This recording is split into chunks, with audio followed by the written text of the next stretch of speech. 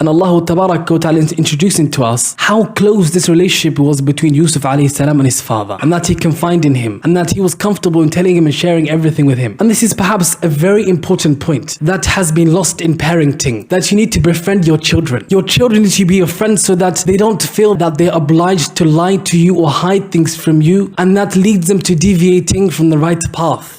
Alhamdulillahi Rabbil Alameen الرحمن الرحيم مالك يوم الدين إياك نعبد وإياك نستعين اهدنا الصراط المستقيم صراط الذين أنعمت عليهم غير المغضوب عليهم ولا الضالين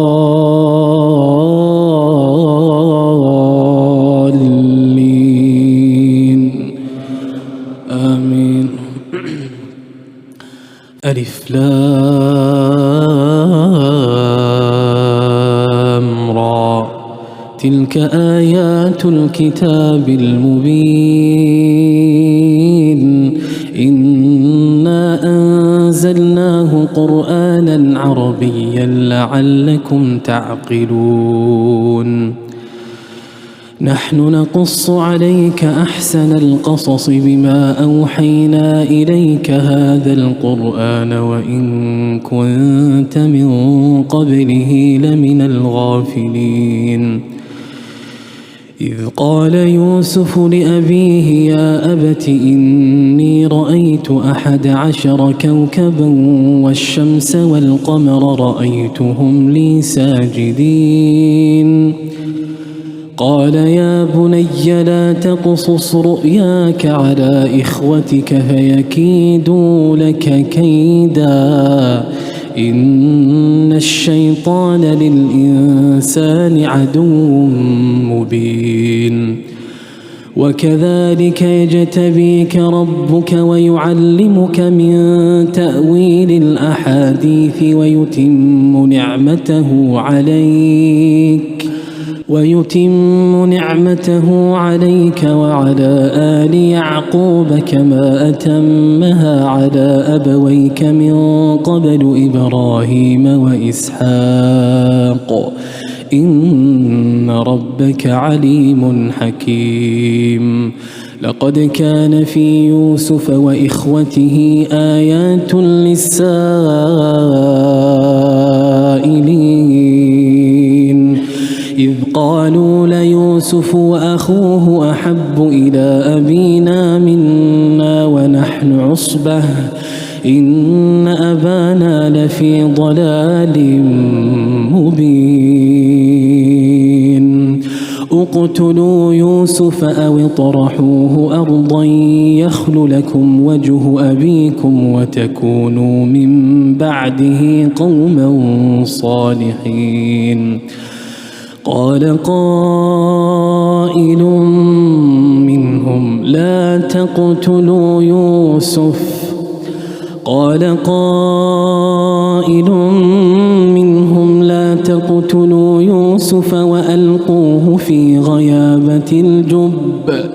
وألقوه في غيابة الجب يلتقطه بعض السيارة إن كنتم فاعلين قالوا يا أبانا ما لك لا تأمنا على يوسف وإنا له لناصحون أرسله معنا غدا يرتع ويلعب وإنا له لحافظون قال إني ليحزنني أن تذهبوا به وأخاف أن يأكله الذئب وأنتم عنه غافلون قالوا لئن أكله الذئب ونحن عصبة إنا إذا لخاسرون فلما ذهبوا به وأجمعوا أن يجعلوه في غيابة الجب وأوحينا إليه لتنبئنهم بأمرهم هذا وهم لا يشعرون وجاءوا أباهم عشاء يبكون قالوا يا أبانا إنا ذهبنا نستبق وتركنا يوسف عند متاعنا فأكله الذئب وما أنت بمؤمن لنا ولو كنا صادقين وجاءوا على قميصه بدم كذب قال بل سولت لكم أنفسكم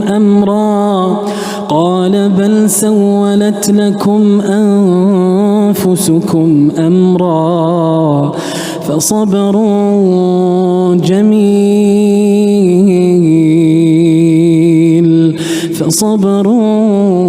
جميل والله المستعان على ما تصفون وجاءت سيارة فأرسلوا واردهم فأدلى دلوه قال يا بشرى هذا غلام وأسروه بضاعة والله عليم بما يعملون وشروه بثمن بخس دراهم معدودة وكانوا فيه من الزاهدين وقال الذي اشتراه من مصر لامرأته أكرمي مثواه عسى أن ينفعنا أو نتخذه ولدا وكذلك مكنا ليوسف في الأرض ولنعلمه من تأويل الأحاديث والله غالب على أمره ولكن أكثر الناس لا يعلمون.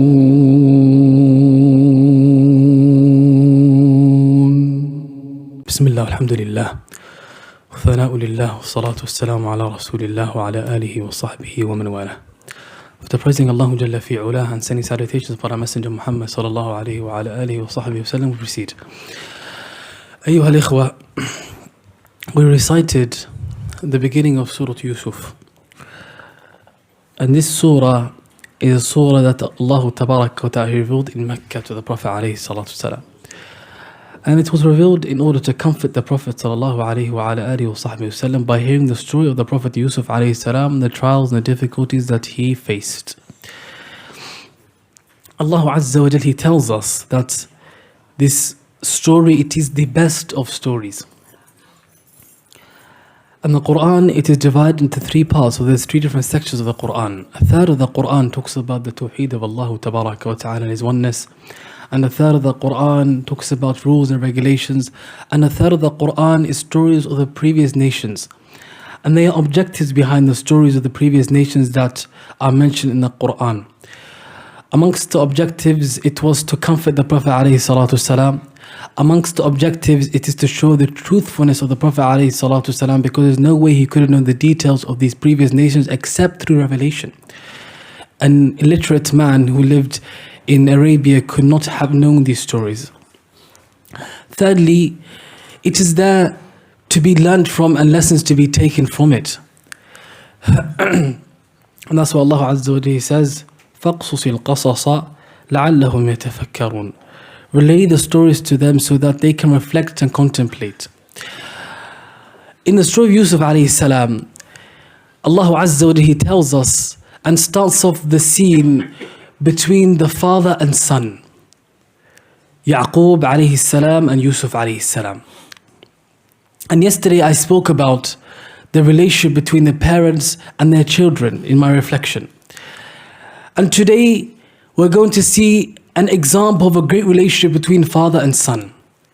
A young son, he comes to his father and he says to him, "Oh my father, I saw 11, was this 11 stars? 11 stars, huh? Or planets? أحد عشر كوكبا, planets. And the sun and moon prostrating to me," he said. "I saw this dream," he says to his father. The relationship, this shows, and Allah Tabaraka wa Ta'ala is introducing to us how close this relationship was between Yusuf alayhi salam and his father, and that he confided in him, and that he was comfortable in telling him and sharing everything with him. And this is perhaps a very important point that has been lost in parenting, that you need to befriend your children. Your children need to be your friends so that they don't feel that they're obliged to lie to you or hide things from you, and that leads them to deviating from the right path. And they start confiding in other people who they should not be trusting. The people that they should be trusting the most are their parents, that they should be confiding in, they should be the closest to. But if their parents are treating them in a manner where they feel like that they're always going to be attacked, or they might always be punished if they ever tell you something that they may be caused, or it may lead them, to lying and hiding things from you, or going behind your back and doing things, or living a double life, which is the case with certain children. For many years they're living a double life, and then years later their parents, they discover this double life, and then they're shocked.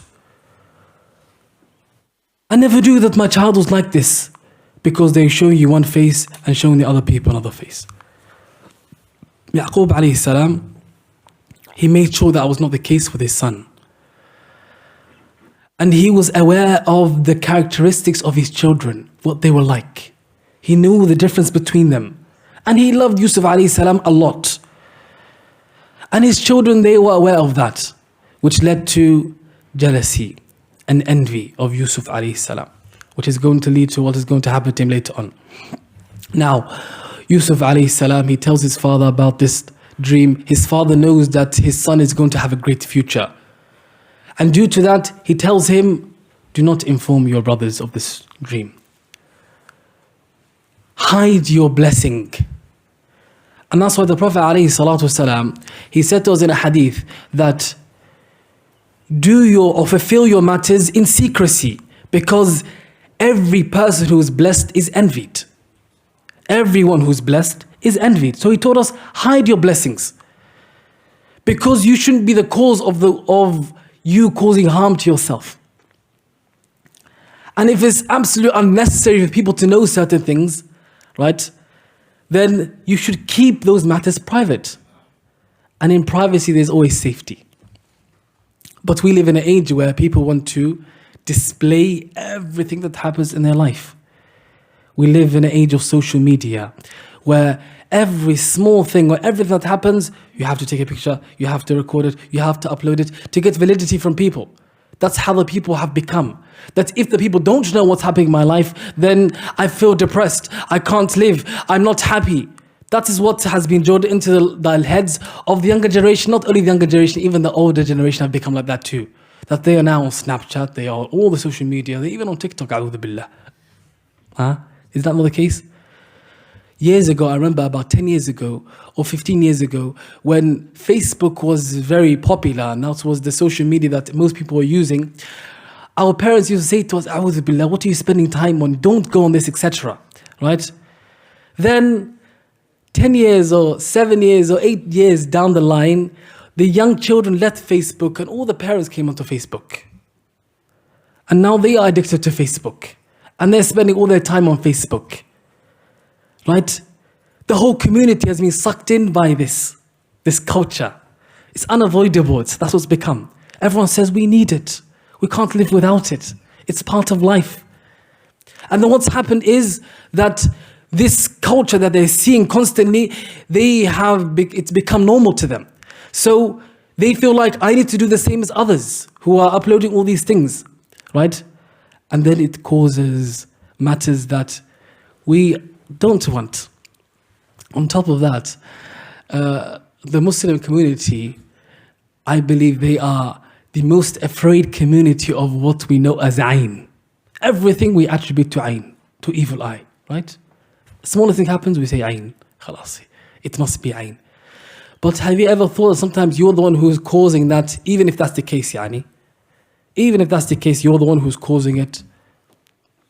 We don't encourage one to be paranoid and to attribute everything to ayn. Rather, what we encourage an individual to do, it is that he protects himself by reciting his adhkar al-sabah wal-masa, and he also, what is not necessary for him to display, he doesn't display it. And that is what Yaqub alayhi salam is saying to his son Yusuf here. It is unnecessary for your brothers to know this. It's only going to cause harm. Don't tell them. But his brothers, they already know that he has a relationship with his father, which that is different to theirs. They already envy him. So they want to eliminate him anyway. And this is something that is worth noting. That envy and jealousy, it can occur between siblings. And part of parenting, it is that you do not give any child special treatment to cause the siblings to hate one another.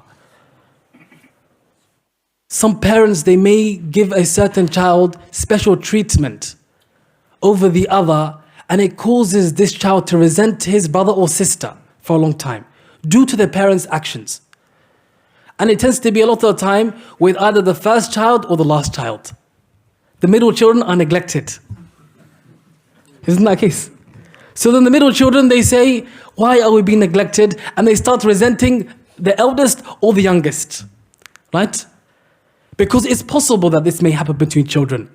So Allah Tabarak wa Ta'ala is telling us that. And the Prophet alayhi salatu wasalam, he prohibited that a parent treats his children differently. I.e., in his actions and his speech, he's unjust. He gives one child something, he doesn't give it to another one. He prohibited that. The matter of the heart is something you can't control. You may love one child more than the other, but you're not allowed to display that. Right? And Yaqub alayhi salam did not display that, but his children or his sons, they were jealous anyway. طيب. Jealousy, it blinds an individual. It's blinding. Envy blinds you. Look what we've done to the brothers of Yusuf alayhi salam. They wanted to kill their brother. That's how far it took them. It shows us how dangerous it can be. That they said, "Uqtulu Yusuf, kill him, that's it. We need to eliminate him, get rid of him once and for all." They thought that if we kill him, we're going to become righteous after that. Everything will be fine after that. Right? And that's how shaitan tricks an individual. He thinks, he shows you that this is your threat, this is your problem. If you eliminate this threat, which is not the case, you're going to be fine. Even if you're a righteous individual, good individual, he'll make you feel like that. Just do one thing, the ends justify the means. That's what he'll tell you. But unfortunately, that is not the case. And it's only going to lead you down a very terrible route. Alhamdulillah, Yusuf alayhi salam was not killed, and one of them said, let's throw him into the well. And he was thrown into the well.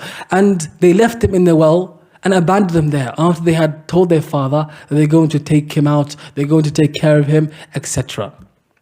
They left him there. And they told their father that he had been eaten by a wolf. Now, Yaqub alayhi salam knew that that was nonsense. And he knew that he had hope and he had faith that Yusuf one day shall come back to him. Right? And that is something that is extraordinary to find. The father has not lost hope. And this is perhaps one of the lessons that Allah Tabarak wa Ta'ala was trying to teach the Prophet alayhi salatu salam when Surat Yusuf was revealed, when he was in Mecca and his companions were being persecuted and they were going through so much difficulty, that Yaqub alayhi salam, for years he held on to hope. He held on to it and he was hopeful.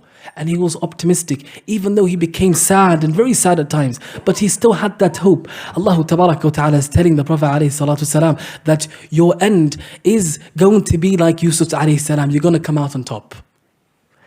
He went through all that difficulty and his own siblings. Just like Quraysh are persecuting the Prophet alayhi salatu salam. Your own relatives are against you. They tried to harm you. They tried to assassinate you. They tried the same thing with Yusuf alayhi salam. It's possible. You're not the only one. It's not a strange matter. However, you're still going to come out on top. And that's exactly what happened with the Prophet ﷺ. He came out on top. He conquered Mecca. And then they said to him, what are you going to do to us? He said to them, what do you think I'm going to do to you? And they said, you are an honorable brother, the son of an honorable brother. And then he said to them, اذهبوا فأنتم الطلقاء لا تثريب عليكم اليوم يغفر الله لكم وهو أرحم الراحمين. He quoted Surat Yusuf. He remembered that time, all those years ago, that they were persecuting him, just like Yusuf alayhi salam was persecuted. And he said the same thing that Yusuf alayhi salam said. Right? That is the honorable person.